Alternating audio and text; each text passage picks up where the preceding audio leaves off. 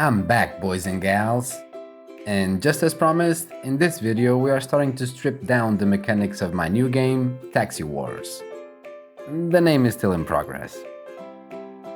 By the way, I have a Discord where you can come and share your ideas for this, or if you just want to mock my existence, you do you. But this is guaranteed one of the nicest communities out there. For all the first timers here, welcome. But I'm not responsible for any type of brain damage you might get from watching these videos, okay?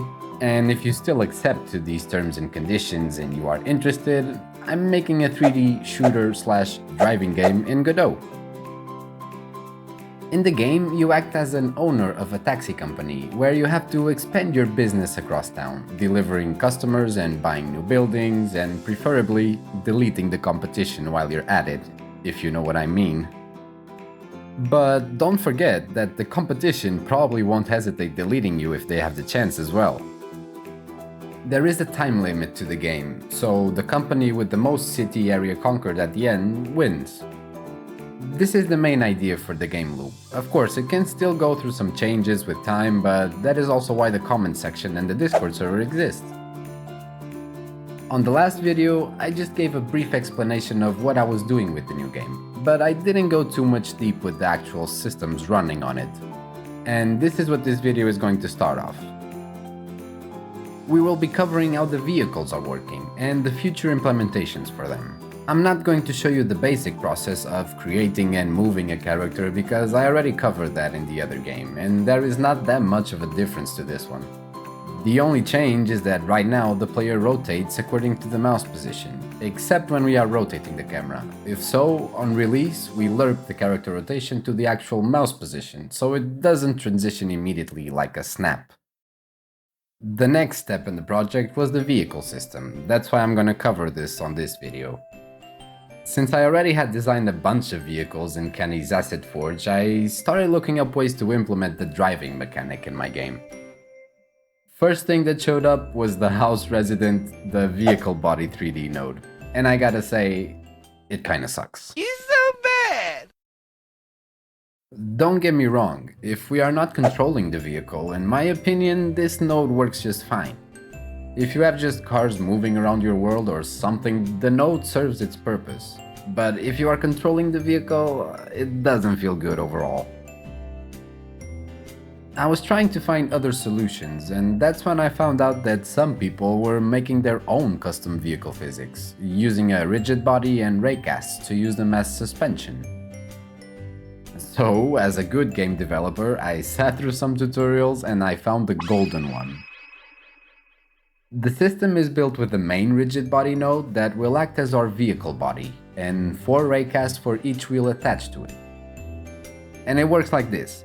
For the suspension, the raycasts, according to the values of damping, spring length, etc., will apply forces to keep them at the original defined distance. This way we can get each wheel reacting to the environment independently and applying forces accordingly, already giving us a close to real suspension system. For the acceleration, we are considering if the wheels are rear or front wheels. If they are rear wheels, they will handle acceleration, or in this case, they will apply force in our vehicle so that it can be pushed forward or backwards, giving us a sense of acceleration. The front wheels will handle steering and how much we can steer the vehicle. After acceleration, when we are turning, all wheels apply forces to the direction we are turning. If you really want to deep dive in the system, I suggest you take a look at the original video, where you can better explain the code and how it is scripted actually. I'm super thankful because this solution was just great, and the overall feeling of it's already so much better compared to the old typical vehicle body 3D node. And because I'm really good at following instructions, I also installed the same plugin as him, so that we can debug our forces that are being applied to the vehicle. So, as we can see, the green arrows are the forces of the suspensions. These will keep the wheels reacting to the environment and keep the car up in position. The orange arrows are the forces of acceleration of our vehicle. And the blue arrows are the directional forces for the vehicle to steer correctly. And this way we have a template for every vehicle that we need to create for our game. We just need to add the actual 3D model of our vehicle, move the wheels to be children of the respective raycasts, adjust our values according to the vehicle we have, such as power, weight, steering angle, front and back tire grip, suspension resting distance, suspension strength. You get the picture. We have almost full control over how the vehicle and forces are acting, and I'm loving it. After the basic driving, I added a drifting system, which basically changes the back tire's grip to near zero and reduces the acceleration over time. It can still take some tweaks, but with some particles triggering along with it, it already feels juicy enough to keep on developing other systems for now. Oh, and the particles are just two different systems with slightly different tones of smoke.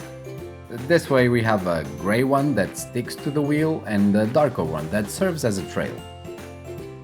And for the overall thoughts, this system is perfect for what I need. Since the player is controlling these vehicles and they will interact with basically everything in the world, the goal was to make it the more fun that I could. And there is no more fun than physics, right? The game will have two types of vehicles. The ones belonging to the taxi company, super well described due to the amazing 3D modeling. And these ones you can buy for your company, so as soon as you unlock the vehicle, your employees will use them to pick up customers. These vehicles you can purchase them through your taxi central station. Then we have the unidentified ones. Here you can find all the models from sports to big vans, and I will probably come up with more vehicles in the meantime. These vehicles will be restricted to player use, and you can save them in garages that you buy around the city. More on that on another video. You can use them to deliver customers or even to raid another company. These vehicles will be available on car dealerships across the city, and of course they will be customizable, from color to some small extras or details. And since I didn't show you guys my building process in Asset Forge, I'm going to take you guys on a quick, fast-paced process of me modeling our car dealership to implement in a game. So sit back and enjoy the ride.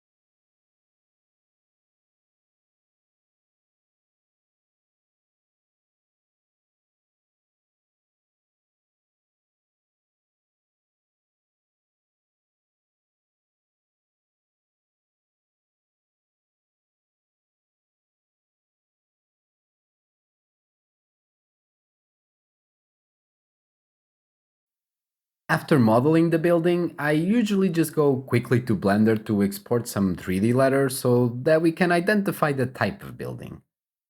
After exporting, I just put them in my custom blocks folder of Asset Forge and I can place and color the letters the way I want to.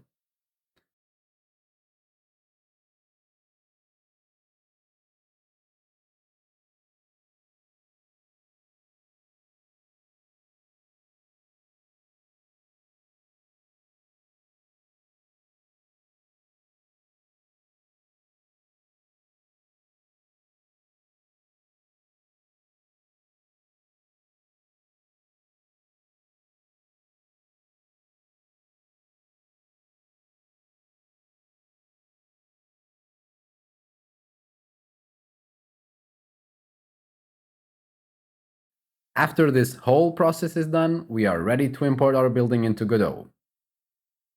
And that was it, guys. Let me know what did you think in the comments. If you like these types of videos or you just prefer a bit of a showcasing of the features and not so more on the technical side, I guess. Thank you all for joining and watching this devlog-ish until the end. See y'all later.